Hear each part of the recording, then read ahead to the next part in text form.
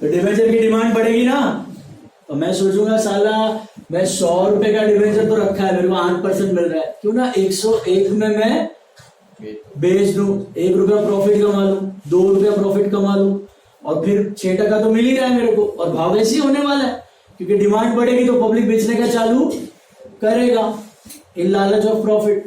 तो 101 का प्राइस हो जाएगा 101, 102, कितने तक बढ़ते जाएगा ये, टिल द एक्सटेंट जो ये जो 8% मतलब 8 रुपीज मिल रहा है ना, 8 rupees as a percentage of 102 approximately come to 6%, 102, 103 जितना हो जाएगा, कि जिसमें मुझे 8 रुपए मिले तो क्या रिटर्न हो जाए 6%। तो ऑलवेज योर डिवेंचर का प्राइस इंक्रीजेस और decreases due to market rate of interest, due to market rate of interest.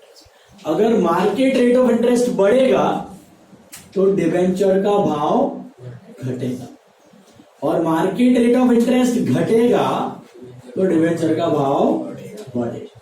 Logic क्या है इसके पीछे समझना है। अगर मार्केट रेट ऑफ इंटरेस्ट घट गया तो मार्केट का इंसेंटिव, गवर्नमेंट बॉन्ड का इंसेंटिव कम है आपको, और डिवेंचर का इंसेंटिव ज्यादा है, तो आप क्या खरीदने भागोगे, डिवेंचर। समझ में आ रहा है, हेलो। और अगर मार्केट में रेट ऑफ इंटरेस्ट ज्यादा है और डिवेंचर्स में कम है, तो आप क्या लेने भागोगे, बॉन्ड। तो डिवेंचर की डिमांड घट जाएगी और प्राइस भी घट जाएगा। तो ये डिवेंचर का भाव फ्लक्चुएट तो होता है, लेकिन बहुत ज्यादा नहीं होता। आप अभी कोई भी बॉन्ड मार्केट की रेंज देखोगे ना डिवेंचर की, तो 100 रुपए का डिवेंचर घट घट के 90 रुपया होगा, मैक्स टू मैक्स 110, 90 to 110 के रेंज में घूमते रहते। बहुत ज्यादा वेरिएशंस दिखते क्योंकि रेट ऑफ इंटरेस्ट इतना ज्यादा फ्लक्चुएट होता। आपने देखा होगा RBI repo rate, reverse repo rate अगर फॉलो करते हो तो घट घट के 3%, 4%, 5%, 6%, 6.5%, वापस 3%, 4%, वही रेंज में घूमते रहता है। तो आपका डिवेंचर का भी रेट ऑफ इंटरेस्ट ज्यादा फ्लक्चुएट होता है कि नहीं, वैल्यू ज्यादा फ्लक्चुएट होने का सवाल नहीं। बात समझ में?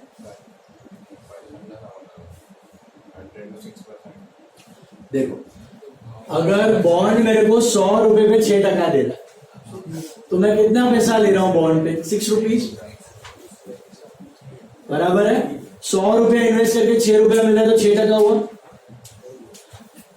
तो डिवेंचर पे 100 रुपया डालो तो कितना मिल रहा है, 8 रुपया मिल रहा है ना। तो पब्लिक क्या खरीदने भागेगा, डिवेंचर। क्योंकि कोई क्या बोलेगा, मैं 100 का 101 देने को रेडी हूं, क्योंकि 101 का भी अगर मेरे को 8 रुपया मिल रहा है ना तो इट इज मोर देन 6%।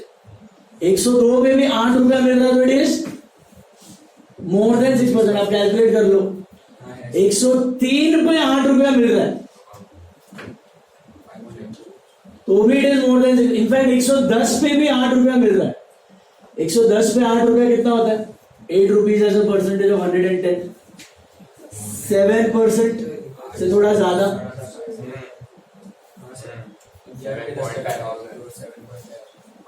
बराबर है।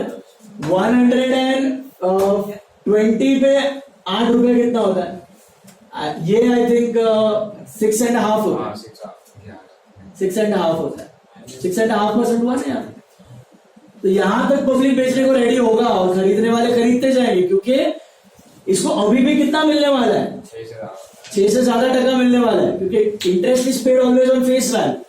तो डिवेंचर होल्डर अगर 100 रुपए का डिवेंचर होल्ड कर रहे हैं ना तो भी उसको 8 रुपया मिल रहा है। 120 में खरीदा हुआ है तो भी उसको कितना मिल रहा है, 8 रुपए मिल रहा है। अच्छा 125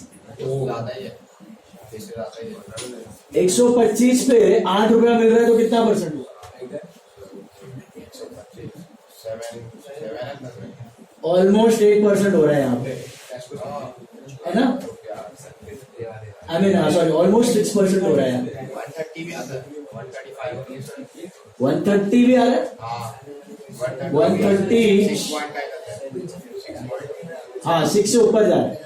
135 हो गया, 135 का प्राइस हो गया, तो 135 पे 8 रुपीज मिल रहा है, 135 पे 8 रुपीज। इसका मतलब समझ रहे हो, आपके पास 100 का डिवेंचर है, कोई 110 में मांगने आएगा, कोई 120 में मांगने आएगा, कोई 125, 130, 135 तक आके फिर रुक जाएगा, क्योंकि अभी उसको गवर्नमेंट बॉन्ड पे इंटरेस्ट आ जाएगा, क्योंकि इधर आके आपका ब्रेक इवन हो रहा है, इसके ऊपर प्राइस जाएगा ना तो आपका रिटर्न 6% से कम होगा। आपके शब्दों में ज्यादा इंटरेस्ट फ्लक्चुएट उतना होता नहीं है ना, इतना फ्लक्चुएट होता नहीं। तो सर वो बैंक लोन में सेट हो जाएगा।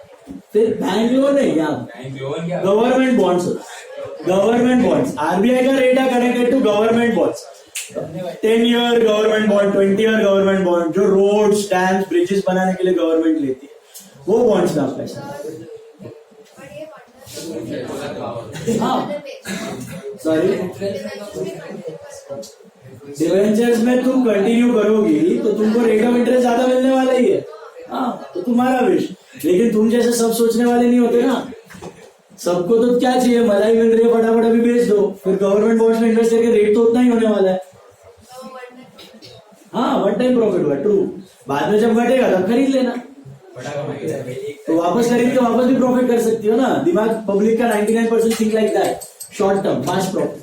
अभी बढ़ा है, बेच दो, प्रॉफिट कमा लो, फिर वापस डिवेंचर घटेगा, वापस खरीद ले, वापस बढ़ेगा 10 रुपए का, वापस बेच दे। तो जितना शेयर मार्केट में डीलिंग होता है ना, उससे 50-100 टाइम्स ज्यादा बॉन्ड मार्केट में करेगा। Bond market is 50 to 100 time bigger than share market.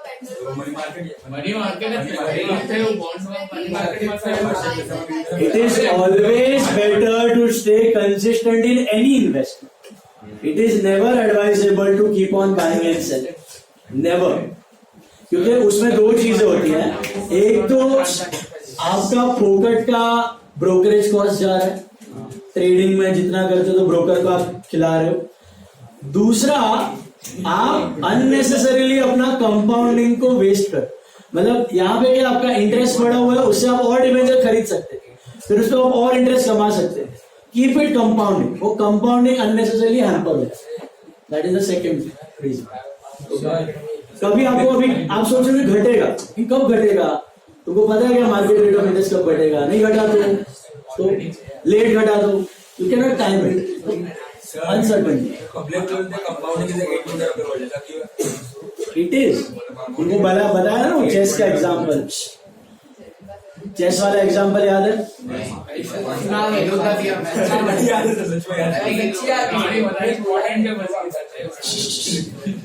एक सर सिंपल इंटरेस्ट होता है, कंपाउंड ये सिंपल इंटरेस्ट मिलता है, डिवेंचर पे सिंपल इंटरेस्ट मिलता है, बट वो इंटरेस्ट आप री इन्वेस्ट कर सकते हो ना, to buy more debenture, and it gets compounded slowly and gradually, interest पे इंटरेस्ट।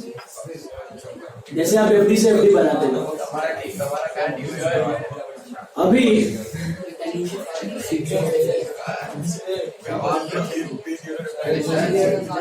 I'm highly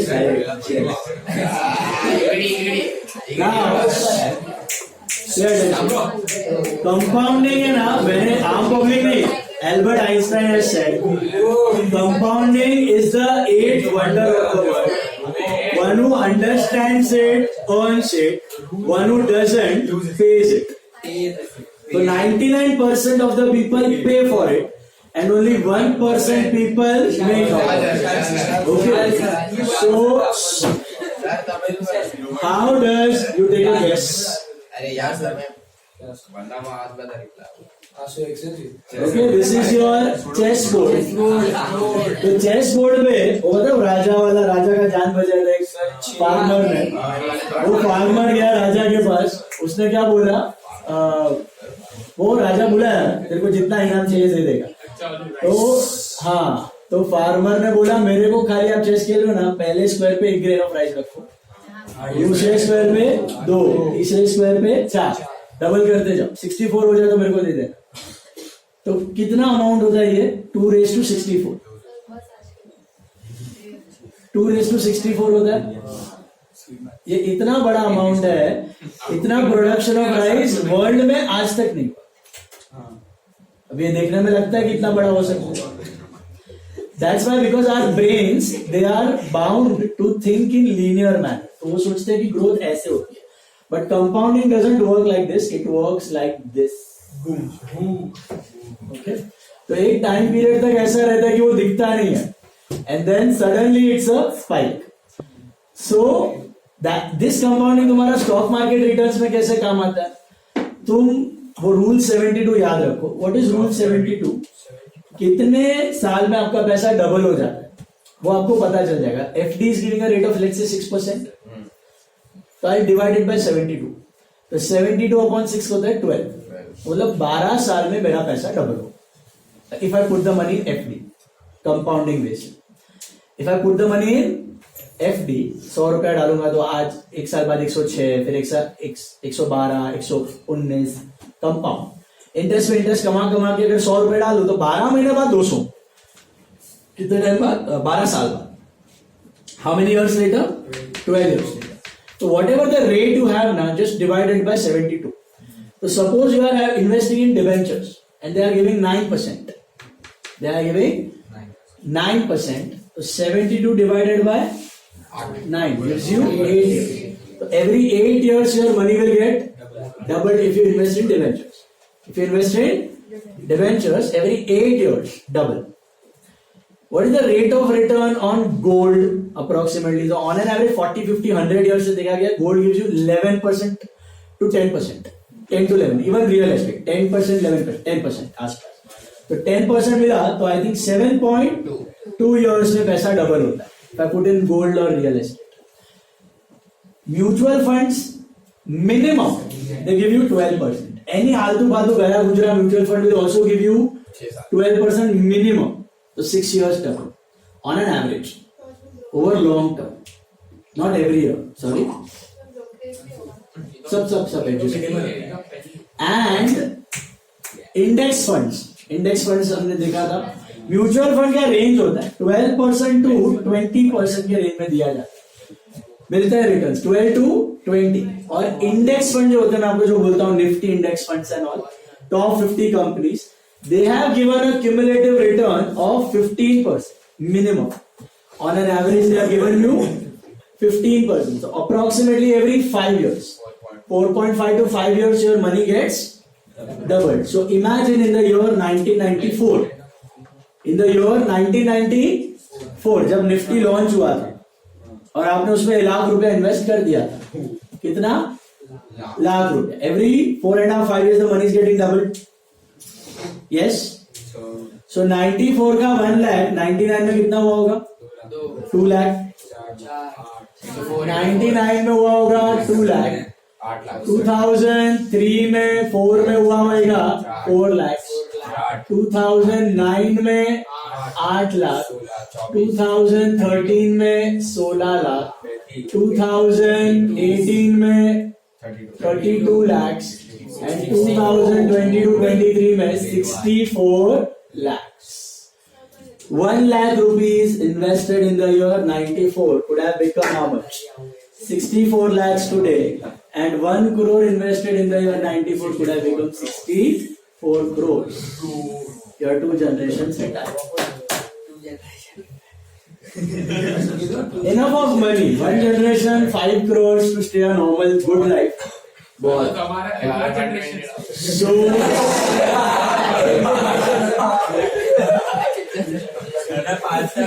अपना जनरेशन का सोचो. So is this clear?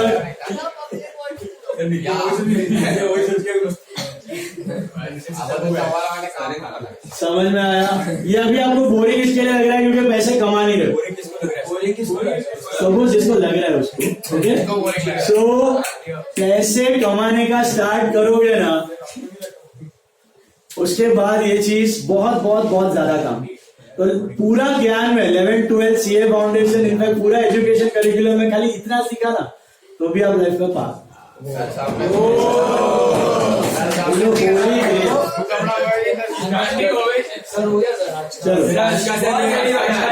Some number 6 now. सब नंबर 6 ही करना है.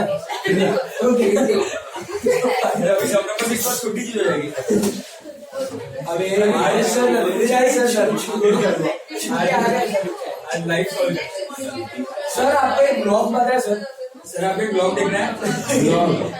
सर बात नहीं Sir, NLP professor. स्टारिंग जमीन दोषी.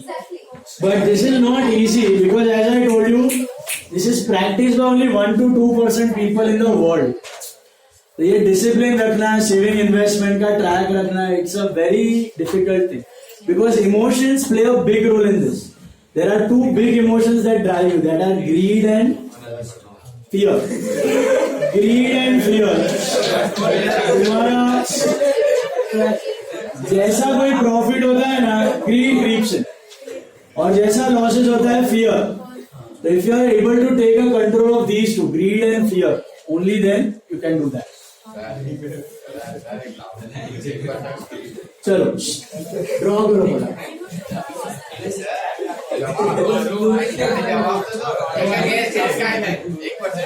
Obviously पागल है, इतना सब सिखा रहे हो कॉमन सेंस की चीज. खुद का पैसा उल्टा कमाने के लिए. चलो